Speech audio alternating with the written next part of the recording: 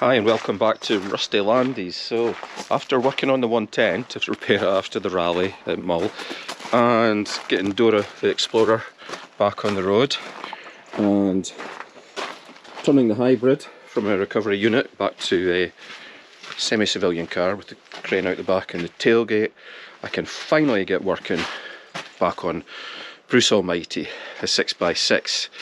Had the engine running up today to give it a warm up, and a couple of things I noticed. One was spraying power steering fluid over the battery, and the other one is there's a fair bit of coolant down there because that hose at the back of the engine has gone, the heater hose. So today's project, I've been attaching these rubbed strips, which are the cargo rail, onto both sides of the vehicle. It's really just to protect the paint, but I also will use it for lashing. That's gone quite well. What I've got to do now is put some of this Alphalan on. So it's a linoleum product. It's very, very concentrated, a lot more than some of the other brands that you get. I had to warm it up in the sink in the house because it's been sitting in the shed. So that's going to go on all the steel framework underneath because I want to protect that. I'll be using this, which is Stockboard. It's covered in leaves because of the time of year. It's recycled plastic, and I want to try and make some wheel arch sort of protect liner things to just totally keep all the stone chips and mud out of the steel framework. It came with a little trigger gun and also a really long nozzle for getting inside chassis members. So I'm going to blast away with this, and then once I'm done, I'll get on to making some wheel arches with that Stockboard.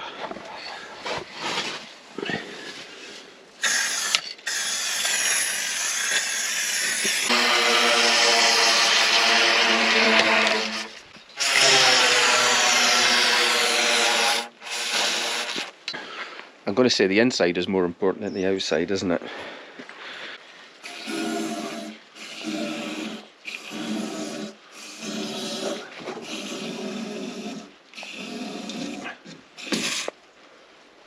Now we've got that done, we can get on with this Stockboard. You see this stuff, it's pretty thin and pretty flexible. It has a textured side and a slightly plainer side. Quite hard to mark out because nothing really shows up on it, and marker pens, paint pens, chalk doesn't show up on it either, but I managed to cut this reasonably straight just with a jigsaw with probably a wood blade in it.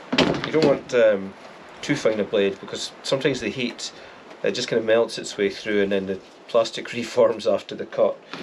So that's the first bit cut. I'll crack on and try and get some of these fitted.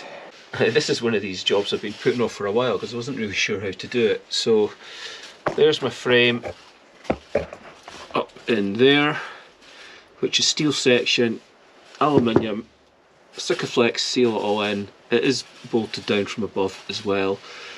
And then this is my Stockboard here, which I've just put on with some roofing screws just now to hold it. And it does actually, it cuts really easily, this stuff. I thought it would be a nightmare. We can actually trim it with tin snips just to get the little nicks out of it to pass around various bits and pieces.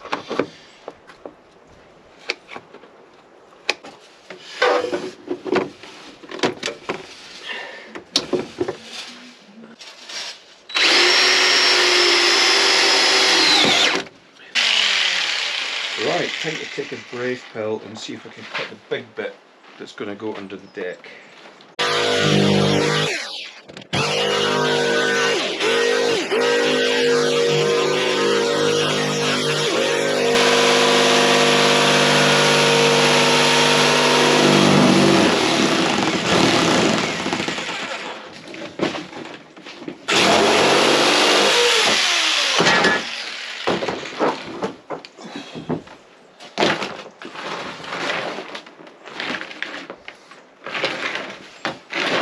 Great success. Just a quick word about this Stockboard then before I show you the almost completed article. So this stuff's about 3mm thick and it actually comes in a roll, and I just laid it out on a warm day.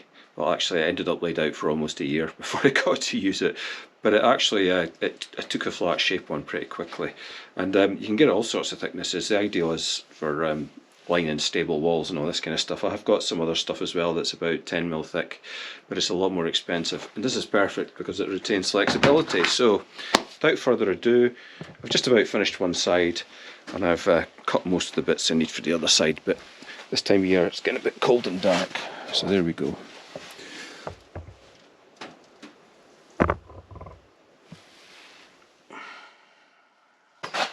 And the idea is it's to stop the mud and stone chips getting flung up and just smashing all the paint off my nice steel frame that I welded. I know it's not going to be waterproof, it's not designed to be like that, and I've put these speed screws in it, so I can probably undo it every time it's had the car's had a mud bath, and then just hose it out and put it back in again. That's the plan anyway. So tomorrow I'll be putting the linoleum spray on the other side once I've taken the wheels off, and then after that we'll get the stockboard put up on the other side.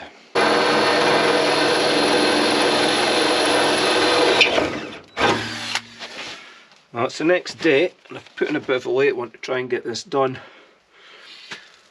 So I've got all my mud shield stockboard on both sides. These are a final fit. This stuff's all been fitted before, so it is nice to just to be able to bolt it in. The only thing I had to do was that side hole to the mudguard, and yeah, pretty exciting now. Bruce doesn't have any wheels on him at the minute.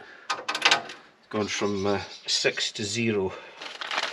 So I'm going to get this finished, and then really tomorrow I need to go over the brakes again. I've got my heater hose to replace. That'll hopefully arrive tomorrow or the day after. I do know that the reversing light isn't working properly. I think it's to do with the switch on the side of the gearbox. I've got to do that, but really start at the front of the vehicle and work my way back with every single nut and bolt, and just to make sure everything's okay. So we're getting there. I'm going to say we're 95% there, which is exciting.